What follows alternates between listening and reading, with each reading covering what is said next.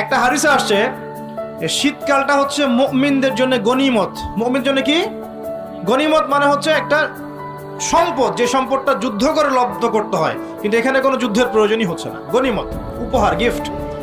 কিরকম? শীতকালে রাতটা হয় লম্বা। রাত কি হয়? লম্বা হয় না? এতে করে সারা রাত আপনি অনেক ইবাদত করতে পারবেন। আর দিনটা হয় ছোট। দিনটা ছোট হয় না? এতে করে আপনি দিনের বেলা সওম বা রোজা রাখতে পারবেন। শীতকাল আসলেই সাহাবীরা বলতেন আহলান সাহলান। শীতকালকে বলতেন আহলান সাহলান, শীতকাল তুমি এসেছো, আলহামদুলিল্লাহ। এখন রাত্রেবেলা হে কোরআনওয়ালারা তোমরা উঠে যাও এবং কোরআন তেলাওয়াত করতে থাকো, এবং দিনের বেলা তোমরা সওম পালন করতে থাকো, আলহামদুলিল্লাহ।